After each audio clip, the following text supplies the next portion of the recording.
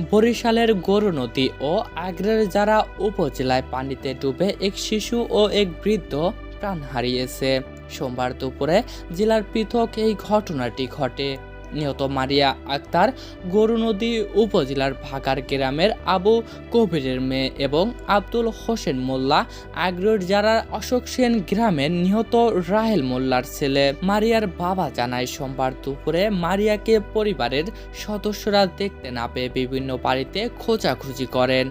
এরই মধ্যে খবর আসে বাড়ির সংলগ্ন পুকুরে মারিয়া ভেসে উঠেছে।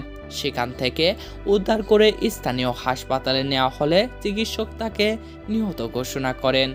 গৌরনদী থানার ওসি গোলাম সানোয়ার এ বিষয়টি কিছু জানেন না বলে জানান। আগ্রাইল যারা থানার আফজাল হোসেন নিহতের পরিবারের সদস্যদের বরাত দিয়ে বলেন, আব্দুল হোসেন মোল্লা ভোরে ঘুম থেকে উঠে হাত মুখ ধোবার জন্য বাড়ির পাশের একটি পুকুরে যায়। এরপর তিনি নিখোঁজ হন। পার্শ্ববর্তী এক প্রতিবেশী পুকুরের নিহতকে ভাসতে দেখে নিহতের পরিবারের সদস্যদের খবর দেন। পরে নিহত অবস্থায় তাকে উদ্ধার করা হয়। দর্শক, এমন দুঃখজনক ঘটনাকে ঘিরে আপনাদের মূল্যবান মতামত কি অবশ্যই কমেন্ট বক্সে লিখে জানাবেন।